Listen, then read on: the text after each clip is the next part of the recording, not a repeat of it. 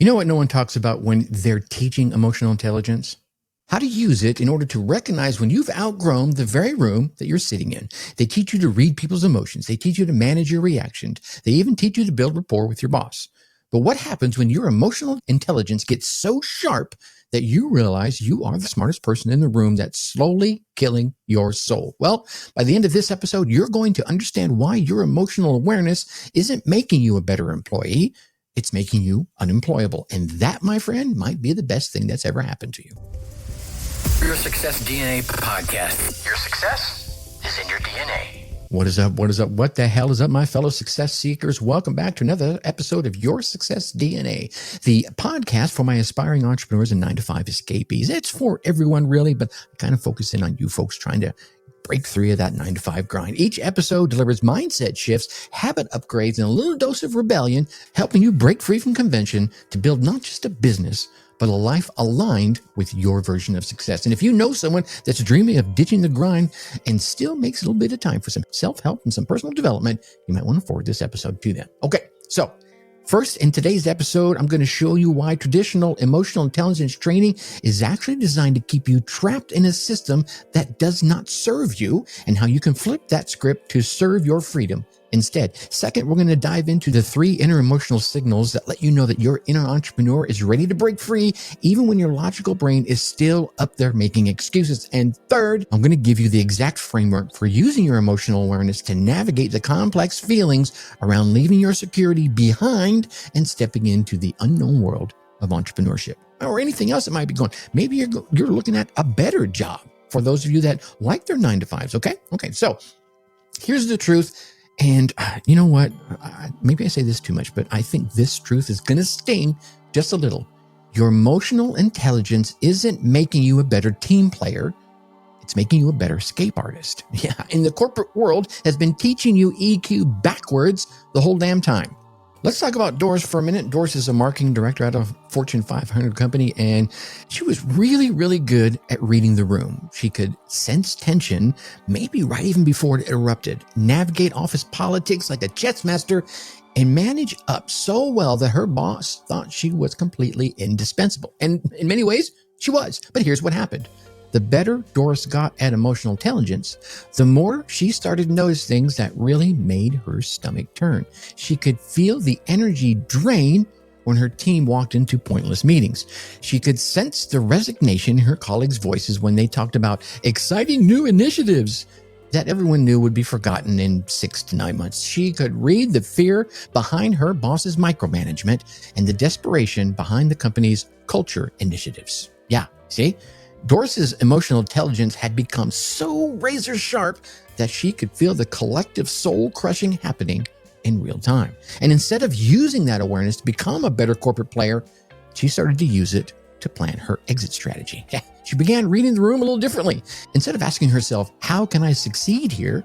She started asking, what is this environment doing to me and everyone else that's in it? Instead of managing her emotions to fit in, she started honoring them as data about what it was she truly wanted in her life. I want you to think about this, not in the terms of leaving to start your own business, but maybe leaving to go somewhere else that's better suited for you as a person. Within 18 months, however, Doris had launched her own consulting practice, not because she hated her job, but because her emotional intelligence had evolved beyond what that environment could contain. Yeah. Maybe you're there too. Okay. So let's get tactical with this, shall we? I'm going to give you a system I call the EQ escape framework. This is the 3 levels of emotional intelligence that will transform you from a corporate survivor to an entrepreneurial thriver, whether or not you ever leave your corporate 9-to-5. And I want you to think of this like learning a new language, the language of your own emotional freedom.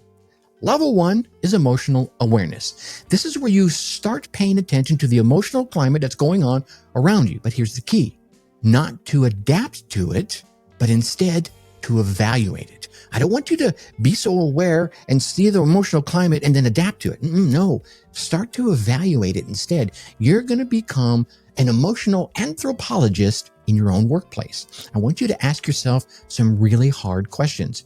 What's the dominant emotion in most meetings that you attend?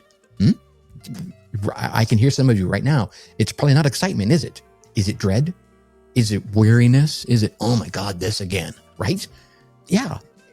Is it that weird corporate fake enthusiasm that makes your skin kind of crawl a little bit? Yeah, okay. I see a few more hands. I can imagine a few more hands popping up right now. How do you feel in your body after a typical workday? Are you energized?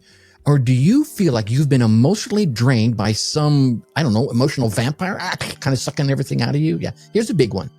What emotions are you suppressing to be professional, he says with air quotes? Because I guarantee that you're doing it. We all are. When do you feel most alive during your work week? It's Friday. Yeah. Okay. When do you feel the most dread? Monday morning, maybe? Okay. I want you to start tracking this stuff like your freedom depends on it, because you know what? It actually does. Now, level 2 is the identity misalignment detection. Identity misalignment detection. I need to come up with some acronyms for this. This is where you're going to use your emotional intelligence to recognize when your authentic self is in conflict with your professional role. And trust me, if you're listening to this podcast, you'll probably have some conflict happening inside yourself, inside your authentic self versus your professional role. I want you to notice when you're code switching your personality for work, when you're just shifting personalities. And for those of you listening, I know you know what I'm talking about. When you walk into the office and suddenly you start using different words, you have a different energy. Maybe even your voice changes a little bit. It gets a little higher, gets a little lower. Pay attention to which of your ideas you're self-censoring. What brilliant thoughts are you keeping all to yourself because they don't fit in that corporate mold, but they're still great ideas? Your Success DNA podcast. Your success is in your DNA. Observe when you feel like you're performing rather than just being. And this one is huge. When does work feel like you're putting on a costume and playing a character? When are you being an actor or actress? Yeah. I want you to track the gap between who you are at work and who you are everywhere else. If that gap is getting wider and wider and wider, your emotional intelligence is telling you something really, really important. Okay? Now, level 3 is all about future self-emotional mapping. This is where you're going to use your emotional intelligence to connect with the version of yourself that's already free. We've talked about this in the past, not in the sense of emotional intelligence, but connecting with your future self that's already free. And this, to me, is the fun part, but it's also probably for many of you, the scariest part. I want you to visualize your typical day in your favorite scenario, whether it's your perfect corporate job or as an entrepreneur. Okay. And then notice what emotions come up in that visualization. Is it excitement? Feel it inside you? Is it terror? Is it both? All of that, my friends, is data. Pay attention to which business ideas make you feel energized versus making you feel drained. Your emotions are a better business advisor than any consultant you will ever hire, even at many thousands of dollars an hour. I want you to notice the emotional response to other people's success stories. Do you feel inspired? Maybe do you feel a little bit jealous? Do you feel hopeful? Or do you feel defeated? Then track which conversations that you're listening to or a part of about the future that light you up versus shut you down. You just make yourself a little journal note. You don't have to write paragraphs. It's like, hey, I had a conversation with Jane. I listened to a podcast about Tracy and it lit me up. What was the topic? Your emotional intelligence is literally showing you the path forward by giving you those emotions up or down. This framework isn't about reading more emotions. It's about reading your life. And once you begin to see the patterns, I hate to say this, you are not going to be able to unsee them. Perhaps you've already started to see them and I'm just bringing them to light and you're like, damn, he's right. I know I am. Okay. That, my friends, when you can't unsee them anymore, that is when the real transformation begins. And while we're on the topic of emotional intelligence and reading the room, if this episode might be hitting you a little different, if you're feeling that mix of excitement and terror that comes with recognizing the truth, then you need to be on my newsletter list. The Unleash Your Success DNA newsletter is where I share mindset shifts and habit upgrades and more doses of rebellion, all geared to help my aspiring entrepreneurs and 9-to-5 escapees build lives aligned with their version of success. Each week, I'm going to send some tactical insights that challenge conventional wisdom while giving you the tools to think sharper, act bolder, and live better. No corporate speak, no fake motivation, just no punches pulled either. So that's a fair warning for you. Just real strategies for real transformation. Go ahead and head over to yoursuccessdna.com and join the people who are done playing it small. Okay, now here's why all this matters, I think, at a deeper level. We're living through what I'm going to call the Great Emotional Awakening. I know this might be a little bit woo-woo for some of you, but bear with me. More people than ever before are developing this sophisticated emotional intelligence, but they're using it in environments that were designed for emotional suppression. The traditional workplace was built for the industrial age thinking. Show up, follow orders, don't ask too many questions, keep your feelings to your damn self. But I think we have, as a people, have evolved. At least the ones I end up being lucky enough to hang around with. We've evolved. We've developed emotional awareness that our grandparents probably can't even imagine. I know certainly my father can't imagine some of the emotional awareness that I've honed over the years. And here's the paradox. The more emotionally intelligent that you become, the less compatible you become with the emotionally unintelligent systems and people that are out there. And those systems are in businesses. I'm just saying, like I said, I'm going to tell it like I feel. Okay. And this isn't really, like I've mentioned before, it's not about a career change. It's about human evolution. We're witnessing a generation of people whose emotional development has outpaced the institutions that they're supposed to be serving. And instead of growing, they're in there dumbing down our emotional intelligence to fit inside those old systems. Meanwhile, people like you and me, I'm going to assume you because you're listening to this podcast this far in, we are creating new systems.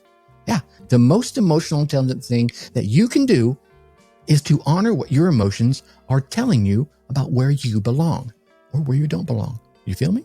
And that could mean the place you work, the relationship you're in, maybe even where you live. I don't know what it is for you. Just feel it.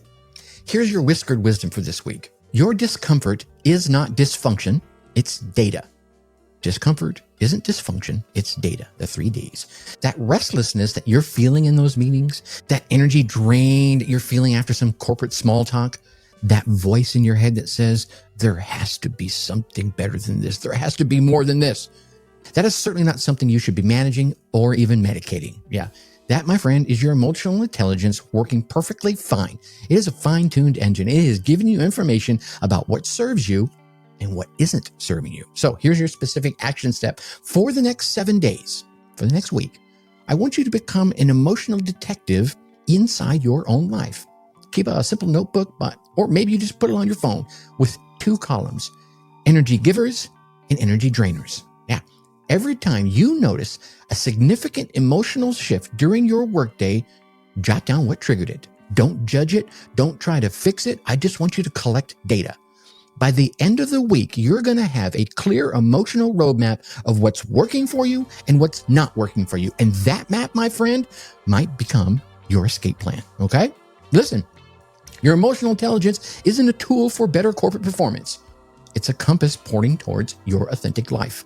The room you're in right now while you're listening to this might not be ready for the full expression of who you are becoming. And that's not your problem to solve by making yourself smaller. That's your invitation to find, or hell, create a room that can handle you in your full emotional range. Heck, that's why I created this podcast, because I felt I was being too small. And I came on here and I just let my fullness go. And those that resonate, they hang around. All of you. 1,500 of you, I think it is nowadays. And those that don't, they come in, they're like, I can't do this. And they dip out. So stop using your emotional awareness to become a better prisoner. I want you to start using it to become a better escape artist. The world needs what it is you're thinking about building. Maybe you're already building it, but it needs you to honor what your emotions are telling you about where it is you belong and who you belong with. Your future self is counting on the emotional intelligence that you, my friend, are developing right this very minute. Please use it wisely. And in the meantime, I'm going to leave you as I always do. Think successfully and take action. Thanks for listening to Your Success DNA podcast. Whether you're starting out or you're a seasoned entrepreneur, we have the tools and inspiration that you need to take your life to the next level. So stay tuned for more game-changing advice in our upcoming episodes. And hey, before you go, a quick reminder to check out our past episodes of Your Success DNA for more inspiring stories and practical advice. And if you've loved what you heard, Leave us a review and share this podcast with your friends and colleagues. Let's all level up our lives together, shall we? Remember, your success is in your DNA.